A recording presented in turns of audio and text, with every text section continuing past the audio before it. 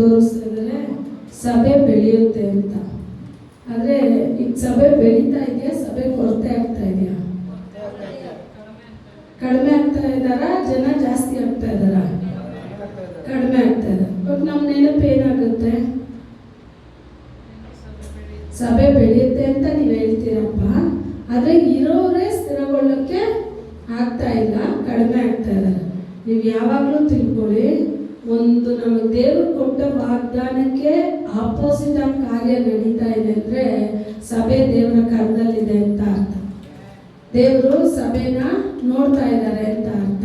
ದೇವರು ಅದ್ಭುತವಾಗಿ ಅತಿಶಯವಾಗಿ ನಮ್ಮನ್ನ ನಡೆಸುವ ದೇವರಾಗಿದ್ದಾರೆ. ಆದರೆ ಯಾಕೆ ನಿಮ್ಮನ್ನ ಕೂರಿಸಿ ದೇವರು ಬಂದ್ಬಿಟ್ಟು ಕಾರ್ಯಗಳನ್ನ ಹೇಳ್ಕೊಡ್ತಾರೆ ಅಂತ ಹೇಳಿದ್ರೆ, ಇವತ್ತು 2-3 ನೀವು ದೇವರಲ್ಲಿ ಬಲ ಹೊಂದ್ಬಿಟ್ರೆ ನಿಮ್ಮ ಮುಖಾಂತರ ದೇವರು ದೊಡ್ಡ ಕಾರ್ಯಗಳನ್ನ ಮಾಡ್ತಾರೆ. ದೇವರು ದೊಡ್ಡ ಕಾರ್ಯಗಳನ್ನ ಮಾಡಬೇಕು ಅಂತ ಹೇಳಿದ್ರೆ ಮೊದಲು ದೇವರು ಯಾರನ್ನು ನೋಡ್ತಾರೆ? ನಮ್ಮನ್ನ ನೋಡ್ತಾರೆ. ನಾವು ಆ ಕಾರ್ಯಕ್ಕೆ ಯೋಗ್ಯರಾಗಿ ಬದಲಾಗ್ಬಿಟ್ರೆ ನಮ್ಮ ನಂಬಿ ದೇವರು ಏನ್ ಮಾಡ್ತಾರೆ? ಕೊಟ್ಬಿಡ್ತಾರೆ. ಯಾಕಂದ್ರೆ ವಚನ ಹೇಳ್ತಾ ಇದೆ, ಲೂಕನ ಬರೆದ ಸುವಾರ್ತೆ 16ನೇ ಅಧಿಕಾರ 9ನೇ ವಚನದಿಂದ ಓದಿ. Luke chapter 16:9. ಅನ್ಯಾಯದ ಧನದ ಮೂಲಕವಾಗಿ ನಿಮಗೆ ಸ್ನೇಹಿತರನ್ನು ಮಾಡಿಕೊಂಡಿರಿ. ಹೀಗೆ ಮಾಡಿದರೆ ಅದು ನಿಮ್ಮ ಕೈ ಬಿಟ್ಟು ಹೋದಾಗ ಅವರು ನಿಮ್ಮನ್ನು ಶಾಶ್ವತವಾದ ವಾಸಸ್ಥಾನಗಳಲ್ಲಿ ಸೇರಿಸಿಕೊಳ್ಳುವರು ಎಂದು ನಾನು ನಿಮಗೆ ಹೇಳುತ್ತೇನೆ. ಸ್ವಲ್ಪವಾದದ್ದರಲ್ಲಿ ನಂಬಿಗಸ್ತನಾದವನು ಬಹಳವಾದದ್ದರಲ್ಲಿ ನಂಬಿಗಸ್ತನಾಗುವನು. ಸ್ವಲ್ಪವಾದದ್ದರಲ್ಲಿ ಅನ್ಯಾಯಗಾರನಾದವನು ಬಹಳವಾದದ್ದರಲ್ಲಿಯೂ ಅನ್ಯಾಯಗಾರನಾಗುವನು. ಹೀಗಿರುವುದರಿಂದ ಅನ್ಯಾಯದ ಧನದ ವಿಷಯದಲ್ಲಿ ನೀವು ನಂಬಿಗಸ್ತರಲ್ಲದವರಾದರೆ ನಿಜವಾದ ಧನವನ್ನು ನಿಮ್ಮ ವಶಕ್ಕೆ ಯಾರು ಕೊಟ್ಟಾರು? ಇಲ್ಲೊಂದು ಮಾತು ಯೇಸು ಸ್ವಾಮಿ ಹೇಳ್ತಾರೆ, ಅನಿತ್ಯವಾದ ಲೋಕ ವಸ್ತುಗಳಿಂದ ನೀವು ಯಾರನ್ನ ಗಳಿಸ್ಕೋಬೇಕು ಅಂದ್ರೆ ಸ್ನೇಹಿತರನ್ನ ಗಳಿಸ್ಕೋಬೇಕು ಅಂತ ಹೇಳ್ತಾ ಇದ್ದಾರೆ. ಆಗ ನೀವು ಯೋಚನೆ ಮಾಡಿ, ಇಲ್ಲಿ ದೇವರು ಹೇಳ್ತಾರೆ, ಒಂದು ಲೋಕದ ಕಾರ್ಯದಲ್ಲಿ, ಸ್ವಲ್ಪ ಕಾರ್ಯದಲ್ಲಿ ದೇವರು ಎದ್ದ ತಕ್ಷಣನೇ ತುಂಬಾ ದೊಡ್ಡದಾಗಿ ಕೊಟ್ಬಿಡಲ್ಲ. ಎಷ್ಟು ಕೊಡ್ತಾರೆ? ಸ್ವಲ್ಪ ಕಾರ್ಯ. ಇವಾಗ ಸ್ವಲ್ಪ ಕಾರ್ಯದಲ್ಲಿ ನೀವು ನಿಜಸ್ಥರಾಗಿ ಇದ್ದುಬಿಟ್ರೆ ಆವಾಗ ಏನ್ ಕೊಡ್ತಾರೆ? ದೊಡ್ಡದು ಕೊಡ್ತಾರೆ. ಇವಾಗ ಮೊದಲೇ ನಮ್ಮ ನಂಬಿ ದೊಡ್ಡ ಗುಂಪನ್ನ ಕೊಟ್ಬಿಟ್ರೆ, ಒಂದು ಸೇವಕ ಬಿದ್ರೆ ಅಷ್ಟು ದೊಡ್ಡ ಗುಂಪು ಬಿದ್ದು ಬಿಡುತ್ತೆ. ಒಂದು ಸೇವಕ ತಪ್ಪು ಮಾಡಿದ್ರೆ ಅಷ್ಟು ದೊಡ್ಡ ಗುಂಪುನು ಸೇವಕರ ಮುಖಾಂತರ ಚೆದರಲ್ಪಟ್ಟು ಬಿಡುತ್ತೆ. ಅದಕ್ಕೆ ನಾವು ಏನ್ ಮಾಡ್ಬೇಕು? ದೇವರು ನಮ್ಮನ್ನ ನಂಬಿ ದೇವರು ನಮ್ಮನ್ನ ಆಶೀರ್ವಾದ ಮಾಡ್ಬೇಕು ಅಂತ ಹೇಳಿದ್ರೆ ಮೊದಲು ನಾವು ಹೆಂಗಿರ್ಬೇಕು ಅಂದ್ರೆ, ಕೊಟ್ಟ ಈ ಚಿಕ್ಕ ಸಭೆಗೆ, ಕೊಟ್ಟ ಈ ಸ್ವಲ್ಪ ಕುಟುಂಬಕ್ಕೆ ನಾವು ನಿಜಸ್ಥರಾಗಿ ಬದಲಾಗ್ಬೇಕಂತೆ. ಏನಾಗಿ? ಯಾರು ಬಂದ್ರು ಸರಿ, ಯಾರು ಬಂದಿಲ್ಲ ಅಂದ್ರೂ ಸರಿ, ನೀವು ಒಬ್ಬರೇ ಇದ್ರು ಸರಿ, ಚಿಂತೆನೆ ಪಡಬೇಡಿ. ಸೈತಾನ ಬಂದು ಹೇಳ್ತಾನೆ ನಿಮ್ಗೆ, ದೇವ್ರು ನಿಮಗೆ ವಾಗ್ದಾನ ಕೊಟ್ರು, ಸಭೆ ಬೆಳೆದು ಬಿಡುತ್ತೆ, ಹಿಂಗಾಗುತ್ತೆ ಹಂಗಾಗುತ್ತೆ ಅಂತ. ಇರೋರೇ ಬರೋಕ್ ಯೋಚನೆ ಮಾಡ್ತಾರಲ್ಲ, ನಿಮ್ಮ ನಂಬಿ ಹೆಂಗೆ ದೊಡ್ಡ ಸಭೆ ಆಗತ್ತೆ ಅಂತ. ಆವಾಗ ನೀವು ಈ ಡೌಟ್ ನಿಮ್ ಹೃದಯದಲ್ಲಿ ಬಂತು ಅಂದ್ರೆ ನೀವು ತೀರ್ಮಾನ ಮಾಡ್ಕೊಳ್ಳಿ, ಯೇಸು ಸ್ವಾಮಿ ನನ್ನ ಕರೆಕ್ಟ್ ದಾರಿನಲ್ಲಿ ನಡೆಸ್ತಾ ಇದ್ದಾರೆ, ಆ ದಾರಿನಲ್ಲಿ ನಾನು ಹೋಗ್ಬಾರ್ದು ಅಂತ ಹೇಳಿ ಸೈತಾನ ನನ್ನ ಮೈಂಡ್ನ ಏನ್ ಮಾಡ್ತಾನೆ? ಡೈವರ್ಟ್ ಮಾಡ್ತಾನೆ. ಇಲ್ಲಿ ದೇವರು ಹೇಳ್ತಾರೆ, ಒಂದು ಚಿಕ್ಕ ಕಾರ್ಯದಲ್ಲಿ ನೀವು ನಿಜಸ್ಥರಾಗಿರ್ದೆ, ನಿಮಗೆ ಕೊಡೋ ಸ್ವಲ್ಪ ಕಾರ್ಯದಲ್ಲಿ ನೀವು ನಂಬಿಕಸ್ಥರಾಗಿರ್ದೆ ಹೋದ್ರೆ ನಿಮ್ಮ ನಂಬಿ ಹೆಂಗೆ ದೊಡ್ಡ ಕಾರ್ಯ ಕೊಡ್ತಾರೆ? ಕರೆಕ್ಟಾ ಇಲ್ವಾ? ಇವಾಗ ನಾವು ಅಷ್ಟೇ ತಾನೆ, ಇವಾಗ ಮನುಷ್ಯರ ಹತ್ರ ಏನಾದ್ರೂ ನೀವು ಶೇರ್ ಮಾಡ್ಕೊಳ್ಳಿ, ಆ ಮನುಷ್ಯನಿಗೆ ನಿಮ್ಮ ಮೇಲೆ ಕೋಪ ಬಂದ್ಬಿಡ್ತು ಅಂತ ಹೇಳಿದ್ರೆ ನೀವು ಯಾವ್ದೆಲ್ಲ ಸೀಕ್ರೆಟ್ ಆಗಿ ಆ ಮನುಷ್ಯನ ಹತ್ರ ಹೇಳಿದ್ರು ಅದನ್ನೆಲ್ಲ ಊರು ತುಂಬಾ ಹರಡ್ಬಿಡ್ತಾನೆ. ಇದು ಮನುಷ್ಯರ ಸ್ವಭಾವ. ಆದ್ರೆ ಯೇಸು ಸ್ವಾಮಿ ಸ್ವಭಾವ ಹಂಗಿಲ್ಲ. ಆತನಲ್ಲಿ ನಾವು ಏನನ್ನ ಇಟ್ರು ಅದನ್ನ ಆತನಲ್ಲೇ ಇಟ್ಕೊಂತಾರೆ. ಇಟ್ಕೊಳ್ಳೋದು ಮಾತ್ರ ಅಲ್ಲ, ಅದನ್ನ ಬದಲಾಯಿಸಿ ನಮ್ಮನ್ನ ಕಾರ್ಯಕ್ಕೆ ಪರಿಶುದ್ಧ ಪಾತ್ರಗಳಾಗಿ ದೇವರು ನಮ್ಮನ್ನು ಮಾರ್ಪಡಿಸ್ತಾರೆ. ಅದಕ್ಕೆ ಮನುಷ್ಯರಿಗಿಂತ ಸ್ವಾಮಿಯಲ್ಲಿ ನಿಮ್ಮ ಸಂಬಂಧ ಸ್ಥಿರವಾಗಿರ್ಬೇಕು. ಆ ಯೇಸು ಸ್ವಾಮಿಯಲ್ಲಿ ಸಂಬಂಧ ಸ್ಥಿರವಾಗಿರ್ಬೇಕು ಅಂತ ಹೇಳಿದ್ರೆ ನಿಮಗೆ ಕೊಟ್ಟ ಚಿಕ್ಕ ಸಭೆಯಲ್ಲೇ ನಾವು ನಿಜಸ್ಥರಾಗಿದ್ರೆ ನಮ್ಮನ್ನ ನಂಬಿ ದೇವ್ರು ಏನ್ ಮಾಡ್ತಾರೆ? ದೊಡ್ಡ ಸಭೆ ಕೊಡ್ತಾರ ಕೊಡಲ್ಲ? ಯಾರು ನಂಬಬೇಕು? ನಾವೇ ನಂಬಬೇಕು. ಆಗ ನಿಮ್ಮನ್ನ ನಂಬಿನೇ ಕೊಡ್ತಾರೆ. ಯಾರು ನಂಬಿ ಕೊಡ್ತಾರೆ? ನಮ್ಮನ್ನ ಮೊದಲು ಯಾರು ನಂಬಬೇಕು? ಯೇಸು ಸ್ವಾಮಿ ನಂಬಬೇಕು. ನಮ್ಮನ್ನ ಸೇವೆಗೆ ಕರೆಯೋ ಮುಂಚೆನೆ ಆತನ ನನ್ನನ್ನು ಏನ್ ಮಾಡ್ಬೇಕು? ನಂಬಬೇಕು. ನಾನು ಆತನಿಗೆ ನಂಬಿಕೆ ಉಳ್ಳ ಪಾತ್ರೆಯಾಗಿ ಬದಲಾಗಬೇಕು. ನಾನು ನಂಬಿಕಸ್ಥನಾಗಿ ಇಲ್ಲ ಅಂದ್ರೆ ಈ ವಚನದಲ್ಲಿ, ಈ ಸಾಮ್ಯದಲ್ಲಿ ದೇವರು ಅದನ್ನೇ ಹೇಳ್ತಾರೆ. ನೀವು ಕೊಂಚದಲ್ಲೇ ನಿಜಸ್ಥರಾಗಿ ಇಲ್ಲ ಅಂತ ಹೇಳಿದ್ರೆ ನಿಮ್ಮ ನಂಬಿ ಹೆಂಗೆ ದೊಡ್ಡ ಕಾರ್ಯಗಳನ್ನ ಒಪ್ಪಿಸ್ತಾರೆ, ನಿಮ್ಮ ನಂಬಿ ಹೆಂಗೆ ದೊಡ್ಡ ಕಾರ್ಯಗಳನ್ನ ಕೊಡ್ತಾರೆ. ಅಳಿದೋಗುವ ಚಿಕ್ಕ ವಸ್ತುಗಳಿಗೆ, ಒಂದು ದುಡ್ಡಿಗಾಗ್ಲಿ ಇಲ್ಲಾಂದ್ರೆ ಒಂದು ಮನೆಗಾಗ್ಲಿ ಯಾವುದೋ ಒಂದು ಕಾರ್ಯಕ್ಕಾಗ್ಲಿ ನಿಮ್ಮ ನಂಬಿ ಯಾರಾದ್ರೂ ಏನಾದ್ರೂ ಕೊಟ್ಟಿದ್ರೆ ಅದು ಆ ನಂಬಿಕೆಗೆ ಪಾತ್ರೆಯುಳ್ಳ ಪಾತ್ರೆಗಳಾಗಿ ನಾವು ಬದಲಾಗಬೇಕು. ನಂಬಿಕೆ ನಾವು ಕೊಡೋಕ್ಕಾಗಿಲ್ಲ ಅಂದ್ರೆ ನೆಕ್ಸ್ಟ್ ನಮ್ಮ ನಂಬಿ ಏನಾದ್ರು ಕೊಡ್ತಾರ ಅವರು? ಇವಾಗ ಒಂದು ಕಾರ್ಯ ನಮ್ಮ ನಂಬಿ ಕೊಡ್ತಾರೆ, ಒಂದು ಕಾರ್ಯ ನಮ್ಮ ನಂಬಿ ಕೊಡೋವಾಗ ನಾವು ಆ ಟೈಮ್ ಆ ನಂಬಿಕೆಗೆ ಅಪಾತ್ರರಾಗಿ ಹೋಗ್ಬಿಡ್ತೀವಿ ಅಂತ ತಿಳ್ಕೊಳ್ಳಿ. ನೆಕ್ಸ್ಟ್ ನಮ್ಮ ನಂಬಿ ಆ ಕಾರ್ಯ ಕೊಡ್ತಾರ? ಕೊಡಲ್ಲ. ಯಾಕೆ? ನಾವು ನಂಬಿಕಸ್ಥರಾಗಿ ಇಲ್ಲ. ನಾವು ಯಾವಾಗ ನಂಬಿಕಸ್ಥರಾಗಿ ಬದಲಾಗ್ಬಿಡ್ತೀವೋ ಯೇಸು ಸ್ವಾಮಿ ಅವಾಗ ನಮ್ಮ ನಂಬಿ ನಂಬಿ ನಂಬಿ ಆತ್ಮಗಳನ್ನ ಕೊಡ್ತಾನೆ ಇರ್ತಾರೆ. ಆಗ ನಮ್ಮ ಸಭೆಗೆ ಆತ್ಮಗಳು ಬರೋಕ್ ಮುಂಚೆ ನಾವಿರೋ ಪ್ರತಿಯೊಬ್ರು ಯೇಸು ಸ್ವಾಮಿಗೆ ನಂಬಿಕೆ ಉಳ್ಳ ಪಾತ್ರೆಗಳಾಗಿ ಬದಲಾಗಬೇಕು. ಆ ಪಾತ್ರೆಗಳಾಗಿ ನಾನು ಬದಲಾಗಬೇಕು ಅಂದ್ರೆ ನಾನು ಯಾರ ಜೊತೆ ನಡಿಬೇಕು ಅಂತ ಹೇಳಿದ್ರೆ ಆತನ ಜೊತೆನೆ ನಡಿಬೇಕು. ಆತನ ಜೊತೆನೆ ನನ್ನ ಸಂಬಂಧ ಇರಬೇಕು. ನಾನು ಯಾರ ಜೊತೆ ಇರ್ತೀನೋ ಅವ್ರ ಸಂಬಂಧನೇ ನನ್ನಲ್ಲಿ ಬರುತ್ತೆ. ಕರೆಕ್ಟ್? ಅವ್ರ ಗುಣಗಳೇ ನಮ್ಮಲ್ಲಿ ಬರುತ್ತೆ.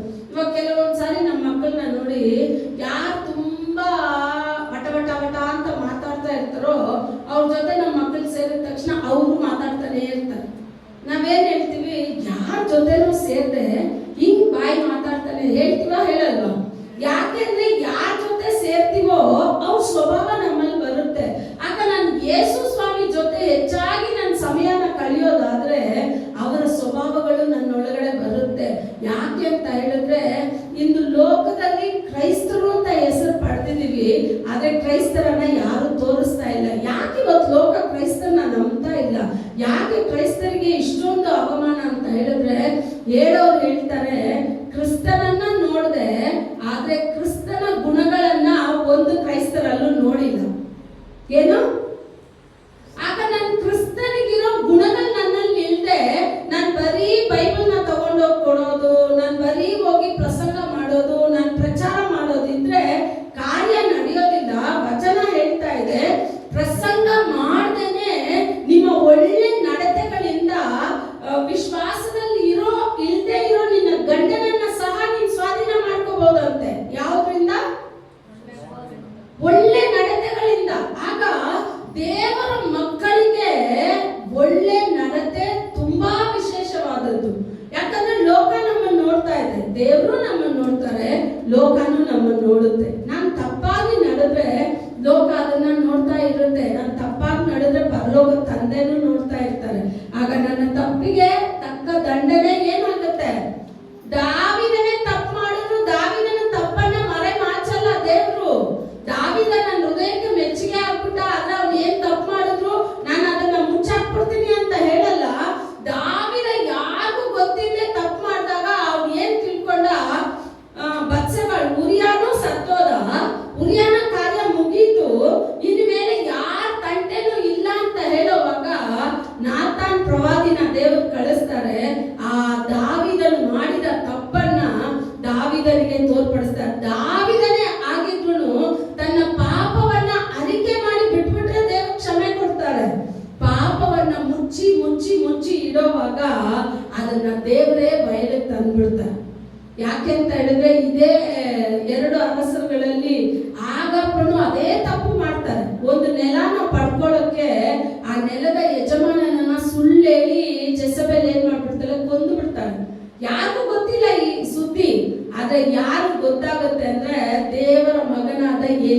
ಗೊತ್ತಾಗುತ್ತೆ.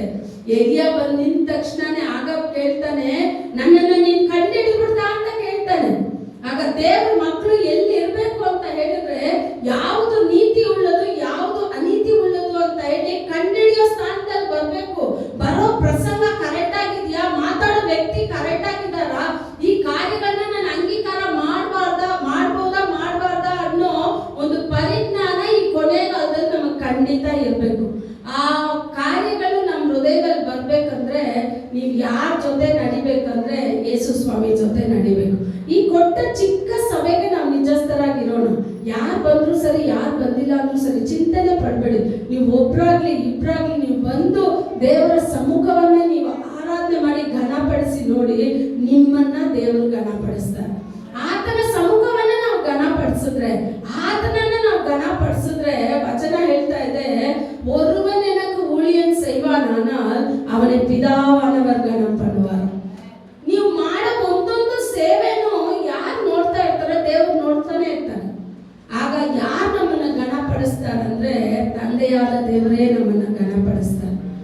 ಇದರಲ್ಲಿ ಇನ್ನೊಂದು ವಚನ ತುಂಬಾ ಶ್ರೇಷ್ಠವಾಗಿ, ಯೂದ ಬರೆದ ಪುಸ್ತಕ, ಒಂದೇ ಒಂದು ಪುಸ್ತಕ ಅದು, ಪ್ರಕಟಣೆಗೆ ಮುಂಚೆ ಬರುವ ಒಂದೇ ಒಂದು ಪುಸ್ತಕ. ಯೂದ 14ನೇ ವಚನದಿಂದ ಓದಿ.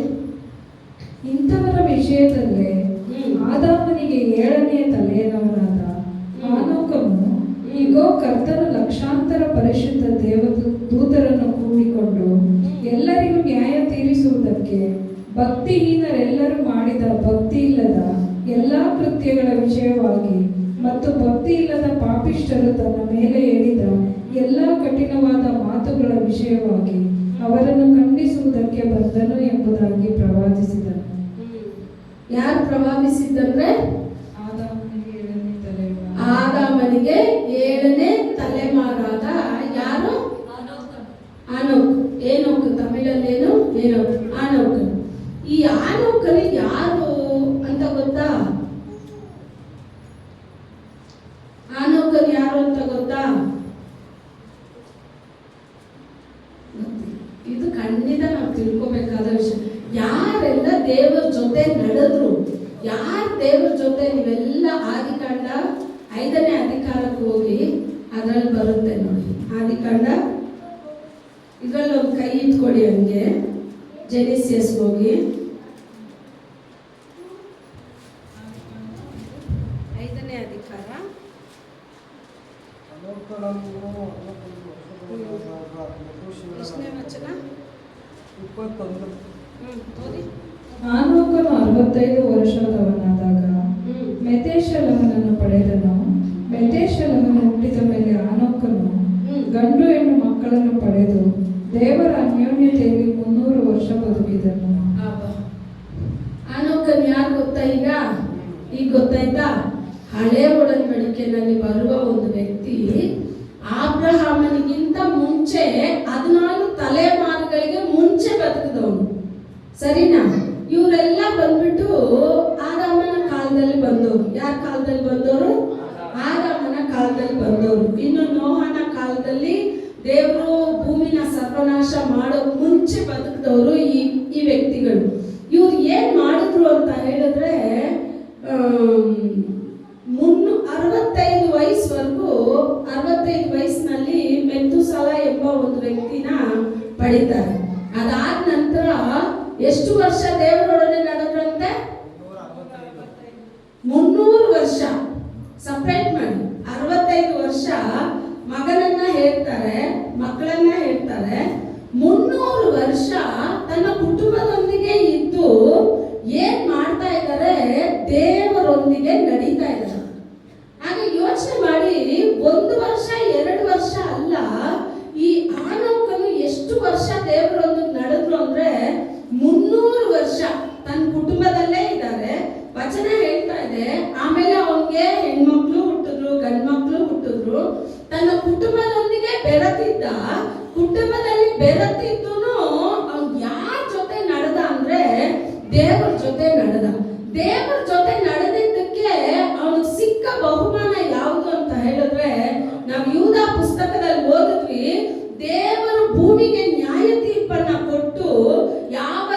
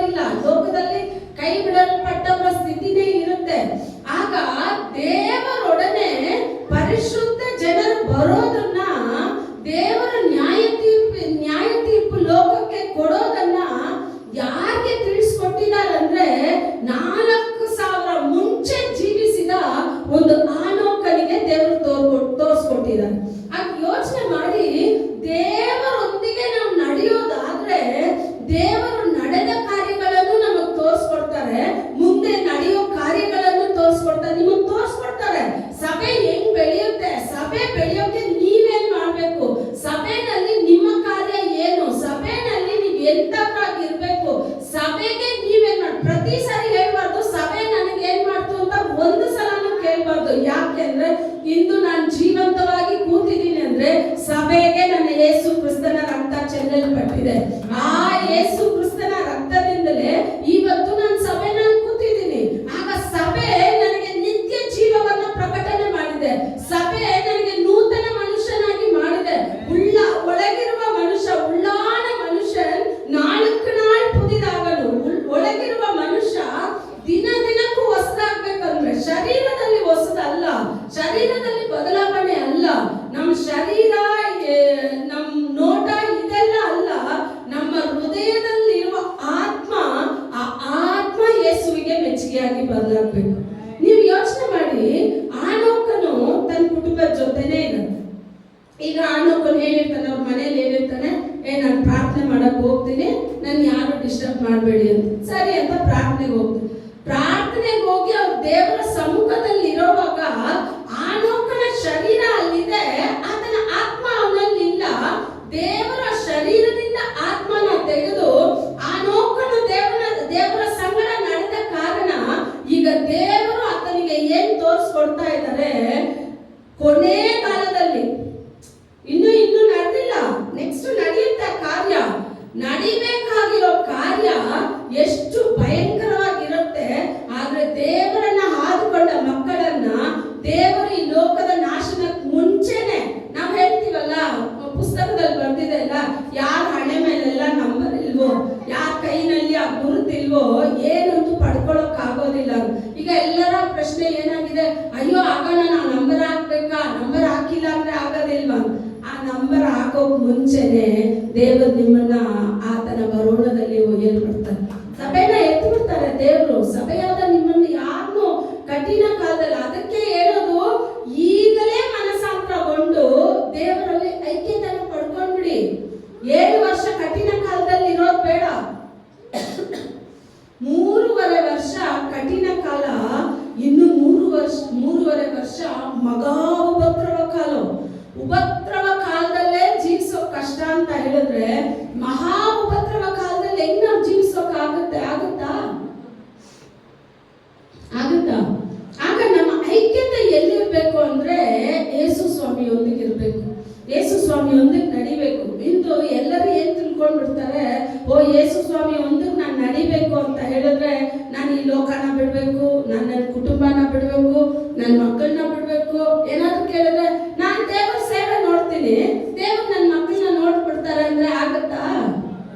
ನನ್ನ ಕುಟುಂಬಕ್ಕೆ ಮಾಡ್ಬೇಕಾದ ಪ್ರತಿಯೊಂದು ಕಾರ್ಯನೂ ನಾನು ಮಾಡ್ಬೇಕು. ಅನ್ನೋಕೆ ದೇವರು ಪ್ರತಿಯೊಂದು ನಮ್ಗೆ ತುಂಬಾ ಸ್ಪಷ್ಟವಾಗಿ ಬರ್ಬೇಕಿದ್ದಾರೆ. ಆದ್ರೆ ನಾವೇ ಏನ್ ಮಾಡೋದಿಲ್ಲ, ಅದರ ಅರ್ಥನ ಏನ್ ಮಾಡ್ಕೊಳ್ಳೋದಿಲ್ಲ, ಗ್ರಹಿಸ್ಕೊಳ್ಳೋದಿಲ್ಲ. ಕೆಲವೊಬ್ರು ಇರ್ತಾರೆ ಮನೇಲಿ ಏನು ಕೆಲಸನೇ ಮಾಡಲ್ಲ, ಬೆಳಗ್ಗೆ ಎದ್ದ ತಕ್ಷಣ ಮುಖ ತೊಳಿತಾರೆ, ಬೆಳಗ್ಗೆ 5:15ಗೆಲ್ಲ ಬ್ಯಾಗ್ ಹಾಕೋತಾರೆ, ಸೇವೆಗೆ ಅಂತ ಹೋಗ್ತಾರೆ.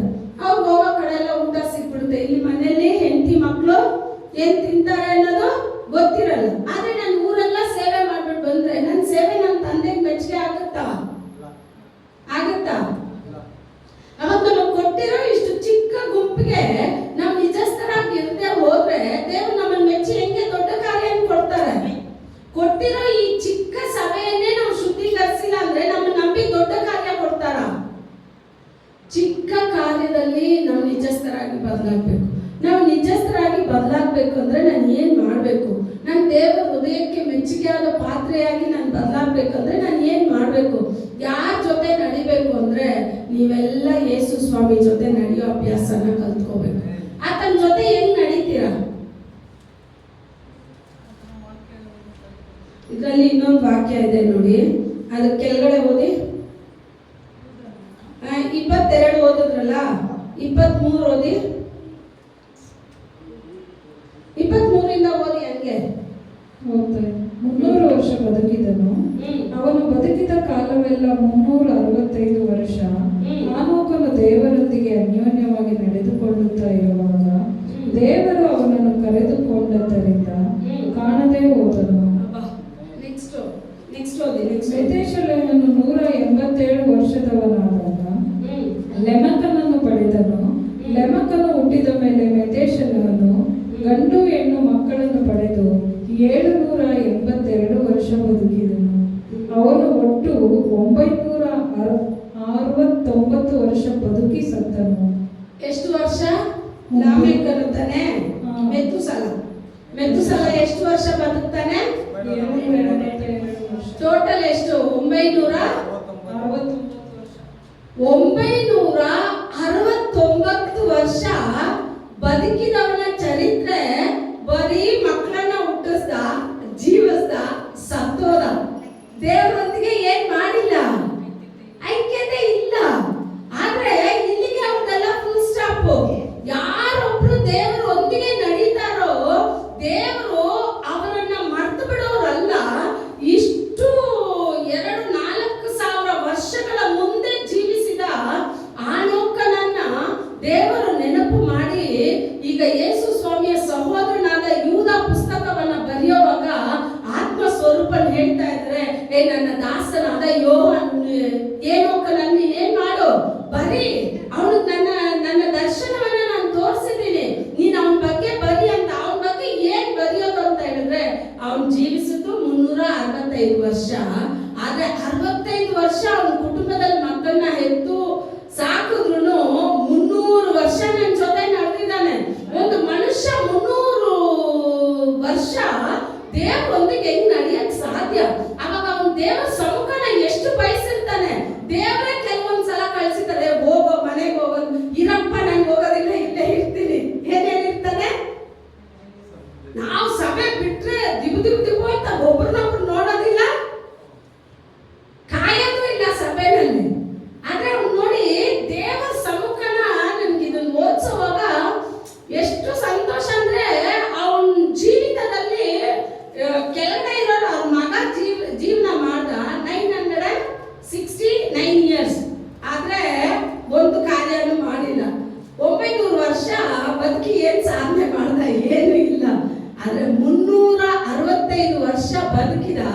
65 ವರ್ಷ ತನ್ನ ಕುಟುಂಬ, 365 ವರ್ಷ ತನ್ನ ಕುಟುಂಬದೊಂದಿಗೆ ಇದ್ದ. ತನ್ನ ಕುಟುಂಬದೊಂದಿಗಿದ್ದು ತನ್ನ ಕುಟುಂಬವನ್ನು ನಡೆಸ್ದ, ತನ್ನ ಮಕ್ಕಳನ್ನು ನಡೆಸ್ದ. ಅದೇ ಸಮಯದಲ್ಲಿ ತನ್ನ ಹೆಚ್ಚಾದ ಸಮಯವನ್ನ ದೇವರೊಂದಿಗೆ ಕಳೀತಾ ಇದ್ದ. ಈಗ ದೇವರೊಂದಿಗೆ ಅವ್ನು ಕಳೀತಾ ಇದ್ರೆ ದೇವರ ಹೃದಯಕ್ಕೆ ಅವ್ನು ಮೆಚ್ಚುಗೆ ಆಗ್ಬಿಟ್ಟ. ಮೆಚ್ಚುಗೆ ಆದ ವ್ಯಕ್ತಿ ಈಗ ದೇವರಿಗೆ ಏನ್ ಆಗ್ತಾ ಇದೆ, ಇವ್ನು ಇಷ್ಟು ನನ್ನ ಸಮ್ಮುಖನ ಇವ್ನು ಬಯಸ್ತಾ ಇದ್ದಾನಲ್ಲ, ಇವ್ನ್ ಎಂತ ಪ್ರಕಟಣೆನ ನಾನು ತೋರಿಸ್ತೀನಿ ಅಂದ್ರೆ ಕೊನೆ ಕಾಲದಲ್ಲಿ ನಡೆಯೋ ಒಂದು ದೊಡ್ಡ ಅದ್ಭುತ. ಅದನ್ನ ನೋಡಿ ಯೂದ ಪುಸ್ತಕ ನೀವು ಮತ್ತೆ ತಿರುಗಿಸೋದಿ. ಯೂದ ಪುಸ್ತಕದಲ್ಲಿ ಎಷ್ಟನೇ ವಚನ ಇದೆ ಅದನ್ನ ನೋಡಿ. ಅಂಥವರ ವಿಷಯದಲ್ಲಿ ಆದಾಮನಿಗೆ 7ನೇ ತಲೆಯವನಾದ ಹಾನೋಕನು, ಇಗೋ ಕರ್ತನ ಲಕ್ಷಾಂತರ ಪರಿಶುದ್ಧ ದೂತರನ್ನು ಕೂಡಿಕೊಂಡು ಎಲ್ಲರಿಗೆ ನ್ಯಾಯ ತೀರಿಸುವುದಕ್ಕೆ ಭಕ್ತಿಹೀನರೆಲ್ಲರೂ ಮಾಡಿದ ಭಕ್ತಿ ಇಲ್ಲದ ಎಲ್ಲಾ ಕೃತ್ಯಗಳ ವಿಷಯವಾಗಿ ಮತ್ತು ಭಕ್ತಿ ಇಲ್ಲದ ಪಾಪಿಷ್ಠರು ತನ್ನ ಮೇಲೆ ಹೇಳಿದ ಎಲ್ಲಾ ಕಠಿಣವಾದ ಮಾತುಗಳ ವಿಷಯವಾಗಿ ಅವರನ್ನು ಖಂಡಿಸುವುದಕ್ಕೆ ಬಂದನು ಎಂಬುದಾಗಿ ಪ್ರವಾದಿಸಿದ. ಈಗ ಹೇಳ್ತಾ ಇದೆ ದೇವರು ಅವ್ನಿಗೆ ಏನನ್ನು ತೋರಿಸ್ಕೊಟ್ರು ಅಂತ ಹೇಳಿದ್ರೆ, ಸಾವಿರಾರು ದೂತರು ಮನುಷ್ಯರು ಪರಿಶುದ್ಧರು ಯಾರ ಜೊತೆ ಬರ್ತಾ ಇದ್ದಾರೆ ಅಂದ್ರೆ ಯೇಸು ಸ್ವಾಮಿ ಜೊತೆ ಬರ್ತಾರೆ. ಮನುಷ್ಯರು ಸಾವಿರಾರು ಜನ ಯಾವಾಗ ಬರ್ತಾರೆ ಅಂತ ಹೇಳಿದ್ರೆ, ಯಾವಾಗ ಈ ಭೂಮಿಗೆ ನ್ಯಾಯ ತೀರ್ಪು ಉಂಟಾಗುತ್ತೋ ಆಗ್ಲೇ ಬರ್ತಾರೆ. ಇನ್ನು ನೋವ ಪೀರಿಯಡ್ ನಲ್ಲಿ ಪೂರ್ತಿ ದೇಶನ ದೇವರು ನಾಶ ಮಾಡ್ತಾ ಇದ್ದಾರೆ. ನಾಶನಕ್ಕೆ ಮುಂಚೆನೆ ತನ್ನ ಜೊತೆ ನಡೆದ ಒಂದು ಮನುಷ್ಯ, ಅವನು ದೊಡ್ಡ ವ್ಯಕ್ತಿ ಏನು ಅಲ್ಲ. ನೀವು ಯೋಚನೆ ಮಾಡಿ, ಒಂದು ಸಾಧಾರಣವಾದ ಮನುಷ್ಯ, ಒಂದು ಕುಟುಂಬದಲ್ಲಿರೋ ಮನುಷ್ಯ, ಆ ಮನುಷ್ಯ ದೇವರೊಂದಿಗೆ ತನ್ನ ದಿನಗಳನ್ನ ಕಳೀತಾನೆ. ದೇವರು ಅವನೊಂದಿಗೆ, ಅವನು ಪ್ರತಿ ಬಾರಿ ದೇವರೊಂದಿಗೆ ನಡೆದು ಅಧಿಕವಾಗಿ ದೇವರ ಜೊತೆ ಮಾತಾಡ್ತಾನೆ ಇದ್ದಾನೆ, ದೇವರನ್ನ ಸ್ತುತಿಸ್ತಾನೆ ಇದ್ದಾನೆ. ಈಗ ದೇವರು ಅವನಿಗೆ ಸಾಧಾರಣ ಕಾರ್ಯ ತೋರಿಸಿಲ್ಲ, ಪ್ರಕಟಣೆ ಪುಸ್ತಕದಲ್ಲಿ ನಡೆಯುವ ಆ ಕಾರ್ಯಗಳನ್ನ ತೋರಿಸ್ತಾ ಇದ್ದಾರೆ. ನಾನು ನ್ಯಾಯ ತೀರ್ಪಿಗೆ ಭೂಮಿಯನ್ನ ಇಟ್ಟಿದ್ದೀನಿ. ಕೊನೆ ಕಾಲದಲ್ಲಿ ನ್ಯಾಯ ತೀರ್ಪು ಬರೋವಾಗ ಲಕ್ಷಾನು ಲಕ್ಷ ದೇವರನ್ನ ಅರಿತುಕೊಂಡ ಮಕ್ಕಳೊಡನೆ ಪರಿಶುದ್ಧರೊಡನೆ ನಾನು ಏನ್ ಮಾಡ್ತಾ ಇದ್ದೀನಿ, ಬರ್ತಾ ಇದ್ದೀನಿ ಅಂತ ಹೇಳಿ ಆ ಕಾರ್ಯಗಳನ್ನ ಅವನು ತೋರಿಸ್ಕೊಡ್ತಾ ಇದ್ದಾರೆ. ಇದನ್ನೆಲ್ಲ ನೋಡ್ತಾ ನೋಡ್ತಾ ನೋಡ್ತಾ ಅವ್ನಿಗಿನ್ನೂ ಏನಾಗೋಯ್ತು, ಇನ್ನೂ ಜಾಸ್ತಿ ದಾಹ ಆಯ್ತು. ಅವ್ನು ಜಾಸ್ತಿ ದಾಹ ಆಗಿ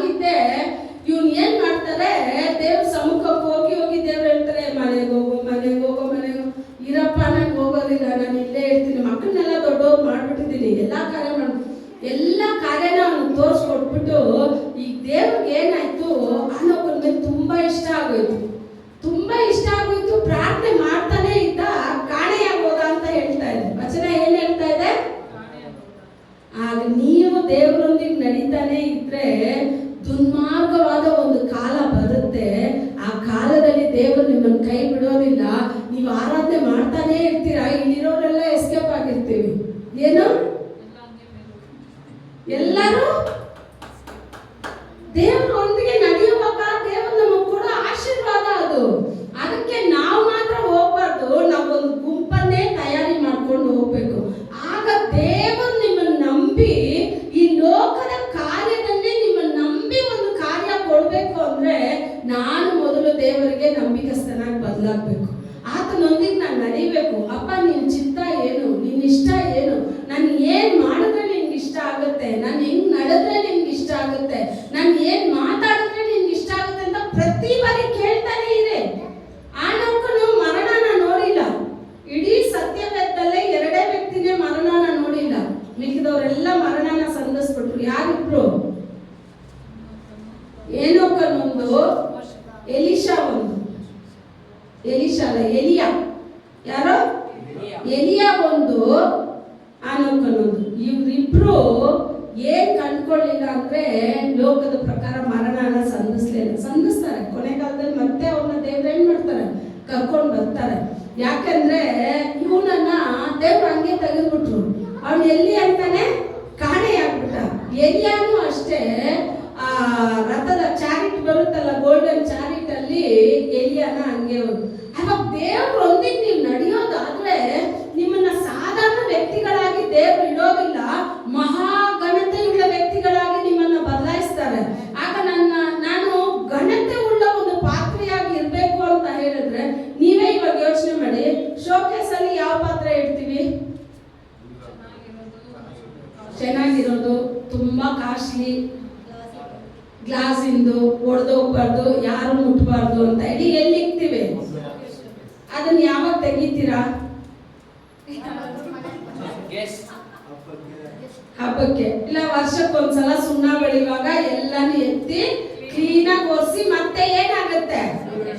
ನಿಮ್ ಕಿಚನ್ ನಲ್ಲಿರೋ ಪಾತ್ರೆ ಎಷ್ಟು ಸಲ ಬಳಕೆ ಆಗುತ್ತೆ ನಿಮ್ ಕೈನಲ್ಲಿ? ಡೈಲಿ ಯೂಸ್ ಆಗುತ್ತೆ. ಅದ್ರಲ್ಲಿ ಏನೋ ಟೀನೋ ಏನೋ ಕಾಯಿಸಿ ಕಾಯಿಸಿ ಕಾಯಿಸಿ ಪಾತ್ರೆ ಕಟ್ಟು ಬಿಟ್ಟಿದೆ ಅಂತ ತಿಳ್ಕೊಳ್ಳಿ. ಅದನ್ನ ಏನ್ ಮಾಡ್ತೀರಾ? ಎತ್ತಿ ಬಿಸಾಕ್ತೀರಾ? ಏನ್ ಮಾಡ್ತೀರಾ ನೀವು? ಅದನ್ನ ನೀರ್ ಹಾಕಿ ಅದನ್ನ ನೆನೆಸಿ ಅದು ಹೋಗೋವರೆಗೂ ಅದನ್ನ ಏನ್ ಮಾಡ್ತೀರಾ? ತೊಳಿತೀರಾ. ಮತ್ತೆ ಆ ಪಾತ್ರೆ ಯೂಸ್ ಮಾಡ್ತೀರಾ, ತೊಳಿತೀರಾ, ಮತ್ತೆ ಯೂಸ್ ಮಾಡ್ತೀರಾ. ಈಗ ನೀವು ನಿಮ್ಮನ್ನ ನೀವು ಯೋಚನೆ ಮಾಡ್ಕೊಳ್ಳಿ, ನೀವು ಯಾವ ಪಾತ್ರೆಯಾಗಿ ದೇವ್ರ ಕರ್ದಲ್ಲಿ ಇರ್ಬೇಕು ಅಂತ ಇಷ್ಟಪಡ್ತೀರಾ? ಕಿಚನ್ ಪಾತ್ರೆ. ಕಿಚನ್ ಪಾತ್ರೆ ಆದ್ರೆ ಕೆಲಸ ಜಾಸ್ತಿ, ಅವಮಾನ ಜಾಸ್ತಿ. ಯಾಕಂದ್ರೆ ನೀವೇ ಟ್ರೈ ಮಾಡಿ, ಒಂದು ಕಾರ್ಯ ಹಿಡಿದು ಉಚ್ಚುತ್ತೀರಾ, ಅದು ಹೋಗಿಲ್ಲ ಅಂದ್ರೆ ಆ ಪಾತ್ರೆ ಹೆಂಗ್ ಜೋರಾಗಿ ಹಾಕ್ತೀರಾ? ಹಾಕಲ್ಲ. ಪಾಪ ಆ ಪಾತ್ರೆ ಏನಾದ್ರೂ ತಪ್ಪು ಮಾಡ್ತಾ ಎಲ್ಲಿ ಹೋಗುತ್ತೆ? ಪಾತ್ರೆ ಮೇಲೆ ಹೋಗುತ್ತೆ. ಯಾವಾಗ ಪಾತ್ರೆಗಳು ಡಮ ಡಮ ಅಂತ ಬೀಳೋ ಸದ್ದು ಬರುತ್ತೋ ಆವಾಗ ಮನೇಲಿ ತಿಳ್ಕೋಬೇಕು ಏನೋ ಕೋಪ ನಡೀತಾ. ಪಾಪ ಆ ಪಾತ್ರೆಗೆ ಏನಾದ್ರೂ ಸಂಬಂಧ ಇದೆಯಾ? ಇಲ್ಲ. ಆದ್ರೆ ಆ ನಮ್ ಕೋಪನ ಎಲ್ಲಿ ತೋರಿಸ್ತೀವಿ? ಪಾತ್ರೆ ಮೇಲೆ ತೋರಿಸ್ತೀವಿ. ಅದನ್ನ ಇಟ್ಟು ಕಪ್ಪಗೆ ಸೀದಿಸ್ಬಿಟ್ಟಿದ್ದು ನೀವೇ, ಕರೆಕ್ಟಾ? ಆ ಸೀದಿಸಿದ್ಮೇಲೆ ಅದನ್ನ ತೆಗೆದು ನೀವು ಬಿಸಾಕಲ್ಲ. ಯಾಕಂದ್ರೆ ನೀವು ತುಂಬಾ ಮೆಚ್ಚುಗೆ ಆದ ಪಾತ್ರೆ. ಅವಾಗ ಅದನ್ನ ಏನ್ ಮಾಡ್ತೀರಾ? ನೀರ್ ಹಾಕಿ ಅದನ್ನ ಇಟ್ಟು ಬೈಕೊಂಡೇ ಅದನ್ನ ಏನ್ ಮಾಡ್ತೀರಾ? ಶುದ್ಧಿ ಮಾಡ್ತೀರಾ. ಮಾಡ್ಬಿಟ್ಟು ಮತ್ತೆ ಅದನ್ನ ಏನ್ ಮಾಡ್ತೀರಾ? ನೀವು ಉಪಯೋಗ ಮಾಡ್ತೀರಾ.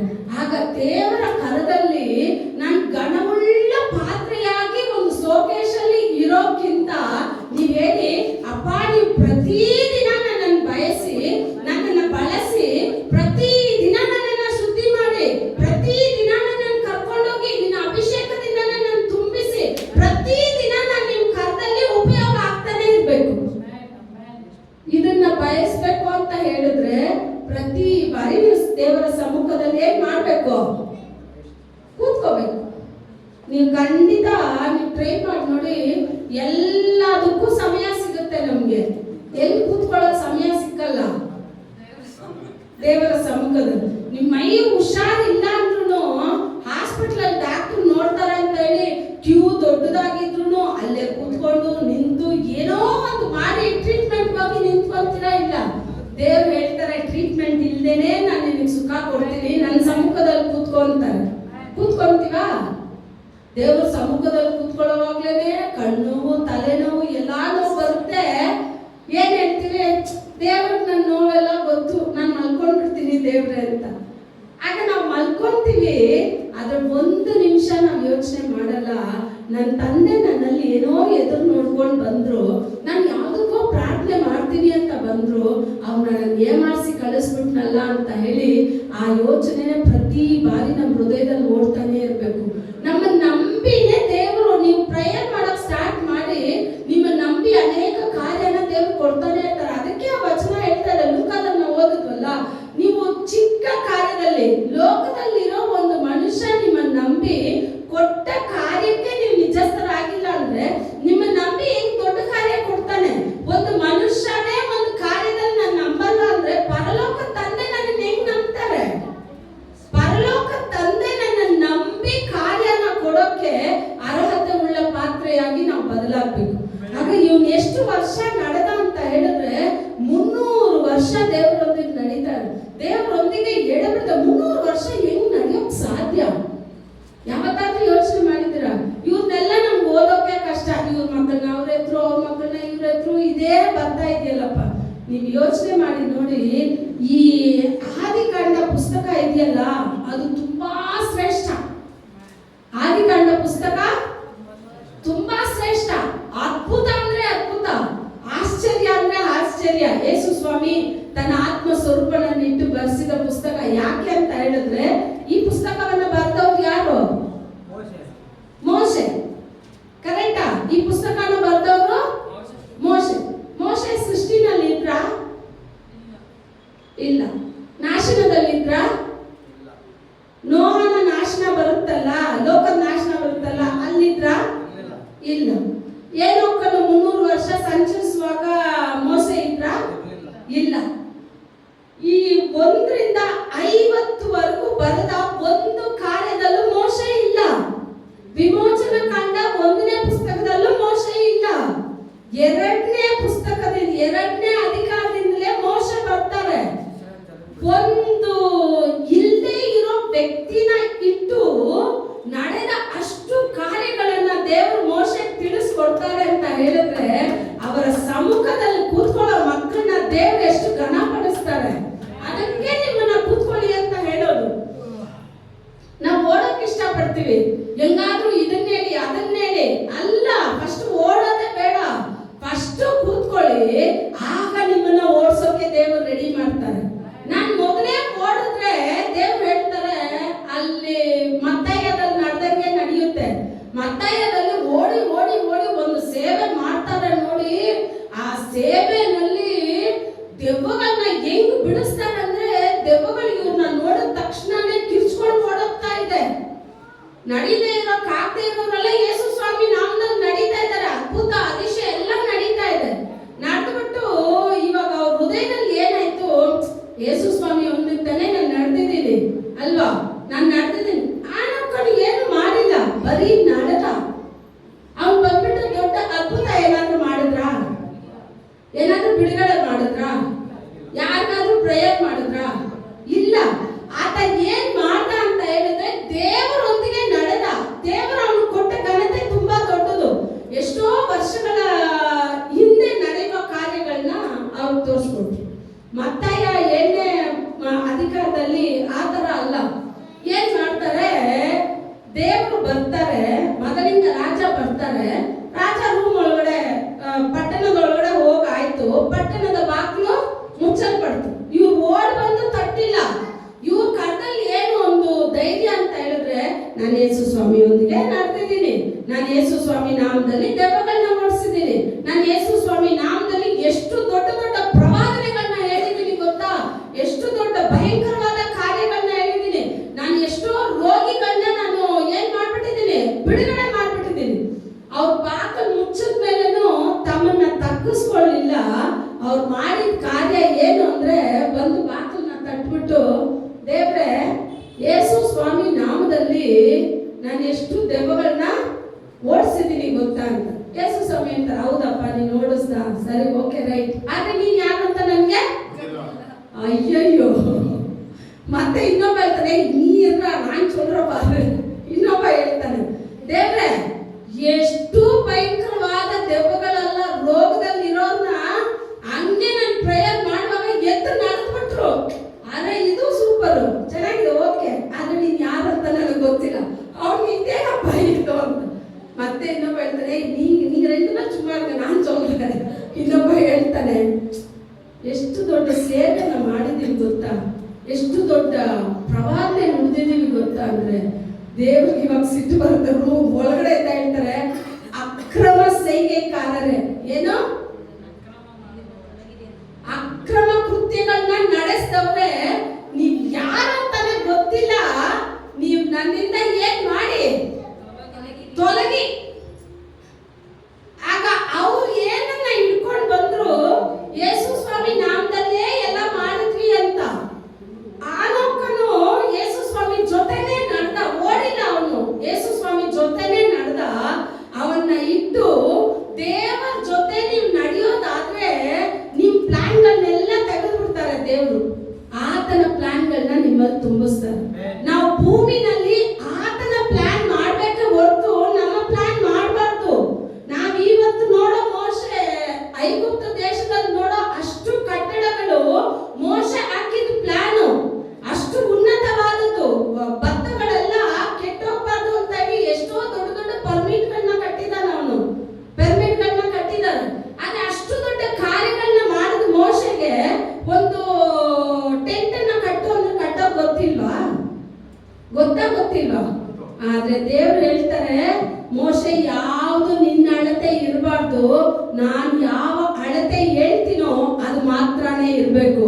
ಆಗ ದೇವರ ಕರ್ದಲ್ಲಿ ನಾವು ಹೋಗ್ಬಿಟ್ರೆ, ದೇವರೊಂದಿಗೆ ನಾವು ನಡೆದು ಬಿಟ್ರೆ ನಮ್ಮ ಮೆಜರ್ಮೆಂಟ್ನೆಲ್ಲ ತೆಗೆದು ಬಿಡ್ತಾರೆ, ಆತನ ಮೆಜರ್ಮೆಂಟ್ನ ನಮ್ಮಲ್ಲಿ ತುಂಬಿಸ್ತಾರೆ.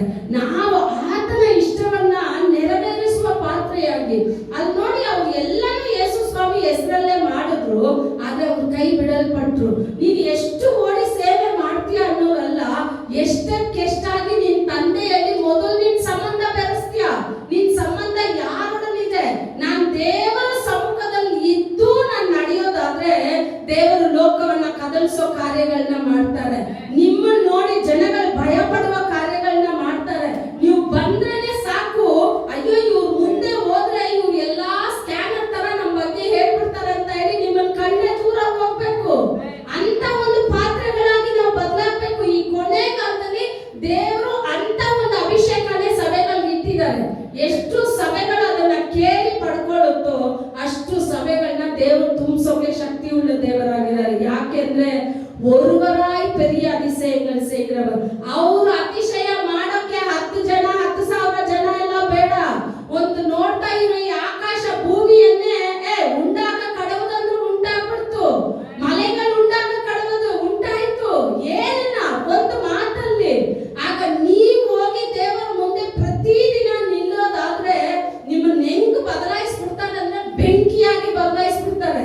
ನೀವು ಮಾತಾಡೋವಾಗ್ಲೇನೆ ಆಪೋಸಿಟ್ ಅಲ್ಲಿ ನಿಂತಿರೋ ವ್ಯಕ್ತಿನ ಜೀವಿತ ಎಲ್ಲ ಬದಲಾಗಿ ಸರೆಂಡರ್ ಆಗಿ ದೇವರ ಆಲಿಗೆ ಬಂದ್ಬಿಡ್ಬೇಕು. ಪೌಲು ಸೀಲ ರಾತ್ರಿ ಸ್ತುತಿಸ್ತಾರೆ. ಆ ಸೈನಿಕ ರಾತ್ರಿನೇ ತನ್ನ ಕುಟುಂಬದೊಂದಿಗೆ ದೀಕ್ಷಾಸ್ತಾನ. ಒಂದು ರಾತ್ರಿ, ಒಂದು ಕ್ಷಣ, ದೇವರಿಗೆ 1 ನಿಮಿಷ ಸಾಕು. ಆದ್ರೆ ಪೌಲು ಸೀಲ ದೇವರಿಗೆ ಮೆಚ್ಚುಗೆ ಆಗಿದ್ರು. ಸೆರೆಮನೆಯಲ್ಲಿದ್ರು ತಮ್ಮ ಆಸೆನಲ್ಲ, ದೇವರನ್ನ ಸ್ತುತಿಸಿ ಆರಾಧನೆ ಮಾಡ್ತಾ ಇದ್ದಾರೆ. ನಮ್ಗೆ ಇದು ಕುಟುಂಬದಲ್ಲಿ ಎಷ್ಟೋ ಸೆರೆಗಳು ಇರ್ಬೋದು, ನೆಕ್ಸ್ಟ್ ಬರ್ತಾನೆ ಇರುತ್ತೆ. ಆದ್ರೆ ನಮ್ಗೊಂದು ತಿಳ್ಕೋಬೇಕು, ಎಷ್ಟೇ ಸೆರೆಗಳು ಬಂದ್ರು ನಾನ್ ನಿನ್ನೊಂದಿಗೆ ನಡೆಯೋದನ್ನ ಬಿಡೋದಿಲ್ಲ ತಂದೆ, ನಾನ್ ನಿನ್ನೊಂದಿಗೆ ನಡೆಯೋಕೆ ನನ್ನ ಕೃಪೆ ತೋರು ಅಂತ ಕೇಳಿ ನಾವ್ ಹೇಳ್ತೀವಲ್ಲ. ನಿನ್ನೊಂದಿಗೆ ನಡೆಯೋಕೆ ನಮ್ಗೆ ಏನ್ ಬೇಕು? ಕೃಪೆ ಬೇಕು. ಆ ಕೃಪೆನ ಪಡ್ಕೊಳ್ಳಿ. ಆಗ ದೇವರು ನಿಮ್ಗೆ ಎಲ್ಲ ಕಾರ್ಯದಲ್ಲೂ ನಿಮ್ಮನ್ನು ತುಂಬಿಸಿ ನಡೆಸೋಕೆ ದೇವರು ಶಕ್ತರಾಗಿದ್ದಾರೆ.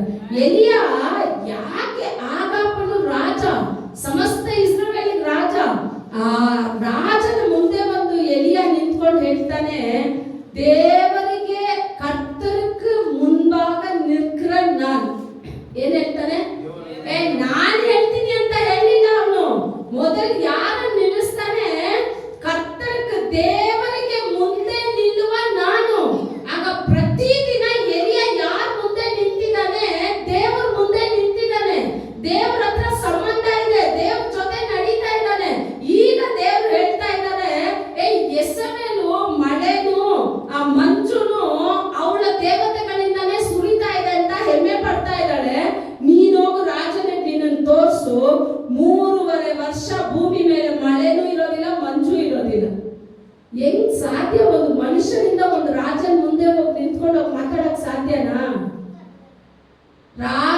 ಮುಂದೆ ನೀವು ನಿಲ್ಬೇಕಂದ್ರೆ, ದೊಡ್ಡ ದೊಡ್ಡ ವ್ಯಕ್ತಿಗಳಿಗೆ ನೀವು ಪ್ರವಾದನೆ ನುಡಿಬೇಕಂದ್ರೆ, ದೊಡ್ಡ ದೊಡ್ಡ ವ್ಯಕ್ತಿಗಳಿಗೆ ನೀವು ದೇವರ ಸಂದೇಶನ ಸಾರಬೇಕು ಅಂತ ಹೇಳಿದ್ರೆ, ನೀವು ಮೊದಲು ದೇವರೊಂದಿಗೆ ನಿಂತು ದೇವರ ಜೊತೆ ನಡೆಯೋದನ್ನ ಅಭ್ಯಾಸ ಮಾಡಿ, ದೇವರು ನಿಮ್ಮನ್ನ ಉನ್ನತವಾದ ಕಾರ್ಯಕ್ಕೆ ಅವ್ರೇನ್ ಮಾಡ್ತಾರೆ, ಬಳಸ್ತಾರೆ. ಈಗ ನಾವ್ ಹೆಂಗಿದೀವಿ ಗೊತ್ತಾ? ನಾವು ಇನ್ನೂ ಹಾಲನ್ನೇ ಕುಡಿಯೋ ತರ ಇದೆ. ನಾವು ಹಾಲನ್ನ ಕುಡಿಬಾರ್ದು. ನಾವ್ ಏನನ್ನ ತಿನ್ಬೇಕು? ಆಹಾರ ತಿನ್ಬೇಕು. ನಾವ್ ಇನ್ನೊಬ್ರಿಗೆ ಹೇಳೋ ಸ್ಥಾನದಲ್ಲಿ ಬಂದ್ಬಿಡ್ಬೇಕು. ಅಂತ ಬಲವುಳ್ಳ ಪಾತ್ರೆಗಳಾಗಿ ನಾವು ಬದಲಾಗಬೇಕು. ಆ ನೌಕನೇ ಹಳೆ ಒಡಂಬಡಿಕೆಯಲ್ಲಿ ಹೇಳಿದ ಪ್ರಕಾರನೇ ಮೋಶೆ ವಿಷಯ ತುಂಬಾ, ಅದಕ್ಕೆ ಹೇಳೋದು ಈ 5 ಪುಸ್ತಕ ಇದೆ ಗೊತ್ತಾ? ಆದಿಕಾಂಡದಿಂದ ಧರ್ಮೋಪದೇಶ ಕಾಂಡ, ಈ 5 ಪುಸ್ತಕ ತುಂಬಾ ಶ್ರೇಷ್ಠ. ಇಡೀ ಚರಿತ್ರೆಗೆ ಇದ್ರಲ್ಲಿ ಅಡಗ್ಬಿಟ್ಟಿದೆ. ನಮಗ್ ಗೊತ್ತಾಗಲ್ಲ. ನೀವು ಯೋಚನೆ ಮಾಡಿ ನೋಡಿ, ಮೋಶೆಗೆ ಸೃಷ್ಟಿನಲ್ಲಿ ದೇವರು ಯಾವ ರೀತಿ ಈ ಲೋಕ ಉಂಟಾಯ್ತು, ಯಾವ ರೀತಿ ನೀರು ಉಂಟಾಯ್ತು, ನಾನು ಯಾವ ರೀತಿ ಆದಾಮನ ಸೃಷ್ಟಿ ಮಾಡಿದೆ, ಯಾವ ರೀತಿ ನಾನು ನೋಹನ ನಾಶನದಿಂದ ತಪ್ಪು, ಒಂದೊಂದು ಒಂದೊಂದು ಒಂದೊಂದು ಮೋಶೆಗೆ ದೇವರು ತೋರಿಸ್ತಾನೆ ಇದ್ದಾರೆ. ಮೋಶೆ ಬರೆಯೋಕ್ ಸ್ಟಾರ್ಟ್ ಮಾಡ್ತಾ ಇದ್ದಾರೆ. ಮೋಶೆನ ಬರೆಸ್ಬೇಕು ಅಂತ ಹೇಳಿನೇ ಅವ್ರ ಮನೇಲಿದ್ರೆ ಅವ್ನು ಓದಕ್ ಆಗೋದಿಲ್ಲ. ಅವ್ನು ಎಲ್ಲಿಗೆ ಹೋದ್ರೆ ಓದು. ಇವಾಗ ದಾಸತ್ವದಲ್ಲಿರೋರ್ನ ಸ್ಕೂಲ್ ಕಳಿಸಲ್ಲ. ಸ್ಕೂಲ್ ಕಳಿಸ್ತಾರ? ದಾಸತ್ವದಲ್ಲಿರೋ ಮಕ್ಕಳಲ್ಲಿ ಏನ್ ಮಾಡ್ಬೇಕು? ಕೆಲ್ಸಕ್ಕೆ ಹೋಗ್ಬೇಕು. ಆಗ ದೇವರಿಗೆ ತನ್ನ ಪುಸ್ತಕನ ಬರೆಯೋಕೆ ಒಂದು ವ್ಯಕ್ತಿ ಬೇಕು. ಆಗ ಗರ್ಭದಲ್ಲೇ ಯಾರನ್ನ ಆರಿಸ್ಕೊಂಡ್ಬಿಟ್ಟಿದ್ದಾರೆ ಅಂದ್ರೆ ಮೋಶೆನ ಆರಿಸ್ಕೊಂಡ್ಬಿಟ್ಟಿದ್ದಾರೆ. ಮೋಶೆನ ಆರಿಸ್ಕೊಂಡಿದ್ದಕ್ಕೆ ಅಲ್ಲಿ ಸೈತಾನ ಒಂದು ಪ್ಲಾನ್ ಆಗ್ತಾನೆ. ಹೆಂಗ್ ಮೋಶೆ ಬಂದ್ಬಿಡ್ತಾನೆ, ನಾನು ನೋಡ್ತೀನಿ, ಸಾಯಿಸು, 2 ವಯಸ್ಸಿಗೂ ಹುಟ್ಟಿದ ಮಕ್ಕಳನ್ನೆಲ್ಲ ಏನ್ ಮಾಡು, ಸಾಯಿಸು. ಕತೆ ಎಲ್ಲ ನಿಮಿಷದಲ್ಲಿ ಬದಲಾಯಿಸೋ ದೇವ್ರು ಯಾರಂದ್ರೆ ನಾವು ಆರಾಧನೆ ಮಾಡೋ ಯೇಸು ಸ್ವಾಮಿ. ಎಲ್ಲಿಂದ ಅಪ್ಪಣೆ ಬಂತೋ ಅದೇ ಅರಮನೆಯಲ್ಲಿ ನಾನು ಮೋಶೆನ ಸಾಕ್ತೀನಿ ನೋಡು, ಕಳ್ಸು ಮೋಶೆನ ಅಲ್ಲಿಗೆ ಹೋಗ. ಇವಾಗ ಅವ್ರ ಅಮ್ಮ ಸಾಕಿದ್ರು ಸುಮ್ಮನೆ ಸಾಕಿರ್ಬೇಕು. ಈಗ ತಿಂಗಳು ಮೋಶೆ ದೊಡ್ಡವನಾಗೋವರೆಗೂ ಮೋಶೆ ತಾಯಿಗೆ ಸಂಬಳ ಎಲ್ಲಿಂದ ಬರ್ತಾ ಇದೆ ಅಂದ್ರೆ ಪಾರೋನ ಅರಣ್ಮನೆಯಿಂದ ಬರ್ತಾ ಇದೆ. ಎಷ್ಟು ದೊಡ್ಡ ದೇವರು! ಮೋಶೆನ ಐಗುಪ್ತದಲ್ಲಿ ಆಳ್ವಿಕೆ ಮಾಡೋಕೆ ದೇವರು ಅಲ್ಲಿ ಕಳಿಸಿಲ್ಲ, ಎಲ್ಲಾನು ಪ್ರಯೋಗ ಮಾಡಿಸಿಲ್ಲ. ದೇವರು ಅವನನ್ನ ತನ್ನ ಕರದಲ್ಲಿಟ್ಟು ಎಲ್ಲ ಚರಿತ್ರೆಗಳನ್ನ ಬರೆಯೋಕೆ ಉಪಯೋಗ ಮಾಡೋಕೆ ದೇವರು ಇಷ್ಟಪಟ್ರು. ಅದಕ್ಕೆ ಅವನ 40 ವರ್ಷ ಅರಣ್ಯದಲ್ಲಿ ಹಾಕಿ ಮತ್ತೆ ದೇವರು ಅವನ ಬಲಪಡಿಸಿ ಅವನ್ನ ಕರ್ಕೊಂಡು ಬರ್ತಾರೆ. ನೋಡಿ, 120 80 ವಯಸ್ಸಲ್ಲಿ ದೇವರು ಅವನ್ನ ಕರೆದು ಅವನ ಜೊತೆ ಮಾತಾಡ್ತಾರೆ. ಇನ್ನೊಂದು 40 ವರ್ಷ ಐಗುಪ್ತದಲ್ಲಿ, 40 ವರ್ಷ ಅರಣ್ಯದಲ್ಲಿ, 40 ವರ್ಷ ದೇವರೊಂದಿಗೆ, 120 ವರ್ಷ ವಚನ ಹೇಳ್ತಾ ಇದೆ. ಅವನ ಬಲ ಕುಂದೋಗ್ಲಿಲ್ಲ, ಅವನ ಕಣ್ಗಳು ಏನಾಗಿಲ್ಲ, ಮೊಬ್ಬಾಗ್ಲೇ ಇಲ್ವಂತೆ. ಯಾವಾಗ ದೇವ್ರ ಕಂದಾಗ ಹೆಂಗಿತ್ತೋ ಹಂಗೆ ಇತ್ತಂತೆ. ಆಗ ನಮ್ಗೆ ಈ ಕಾಲದಲ್ಲಿ, ಕೊನೆ ಕಾಲದಲ್ಲಿ ನಮಗ್ ಮೊದಲು ಬೇಕಾಗಿರೋ ಕಾರ್ಯ ಯಾವುದು ಅಂದ್ರೆ, ನಾವು ದೇವರೊಂದಿಗೆ ನಡೆಯೋಣ, ದೇವರಲ್ಲಿ ಐಕ್ಯತೆ ಪಡ್ಕೊಳ್ಳೋಣ. ದೇವರಲ್ಲಿ ನಾವು ಬಲ ಪಡ್ಕೊಂಡ್ ಬಿಟ್ರೆ ಹತ್ತಿಗೆ ಯಾವ ತರ ರೆಕ್ಕೆಗಳು ಬರೋ ತರ, ಹೊಸಲು ಬರೋ ತರ ಕಾದಿರುತ್ತೋ, ಕಾದಿದ್ಮೇಲೆ ಹದ್ದು ಎಲ್ಲಿ ಹಾರುತ್ತೆ? ಕೆಳಗಡೆ ಹಾಕ್ತೀರಾ? ನೀವು ಕಾಯ್ದೆ ಇದ್ರೆ ಬರೀ ಕೆಳಗಡೆನೇ ಆಯ್ತಾ ಇರ್ಬೇಕು. ದೇವ್ರು ನಮ್ಮನ್ನ ಕೆಳಗಡೆ ಆಯೋಕಿಡಲ್ಲ, ಮಹಾ ಉನ್ನತದಲ್ಲಿ. ಯಾಕೆ ಅಂದ್ರೆ ಹದ್ದು ಎಲ್ಲಾ ಪಕ್ಷಿಗಿಂತ ಮೇಲೆ ಹಾರುತ್ತೆ, ಸಾಧಾರಣ ಕೆಳಗಡೆ ಅಲ್ಲ. ಅಂತ ಒಂದು ಹದ್ದಾಗಿ ನಾವು ಬದಲಾಗಬೇಕು ಅಂದ್ರೆ ನಾವೆಲ್ಲಿ ಕಾದಿರ್ಬೇಕು ಅಂದ್ರೆ ದೇವರ ಸಮ್ಮುಖದಲ್ಲಿ ಕಾದಿರ್ಬೇಕು, ದೇವರ ಕರದಲ್ಲಿ ಅಡಗಿರ್ಬೇಕು, ದೇವರೊಂದಿಗೆ ನಡಿಬೇಕು. ದೇವರೊಂದಿಗೆ ನಡೆಯೋದಾದ್ರೆ ದೇವರು ನಮ್ಮನ್ನ ಮಹಾ ಉನ್ನತ ಸ್ಥಾನಕ್ಕೆ ಕರೆದೊಯ್ಯೋಕೆ ದೇವರು ಶಕ್ತರಾಗಿದ್ದಾರೆ. ಅದು ಮಾತ್ರ ಅಲ್ಲ, ಕೊಟ್ಟ ಈ ಚಿಕ್ಕ ಸಭೆಗೆ ನಾವು ನಿಜಸ್ಥರಾಗಿ ನಡೆಯೋಣ. ನಮ್ಮನ್ನ ನಂಬಿ ದೇವರ ಅನೇಕ ಸಭೆಗಳನ್ನ ಕೊಟ್ಬಿಡ್ತಾರೆ. ನೀವೇ ನಿಮ್ಮನ್ನ ದೇವರ ಕರದಲ್ಲಿ ಕೊಟ್ಟು ತಯಾರಿ ಮಾಡ್ಕೊಳ್ಳಿ.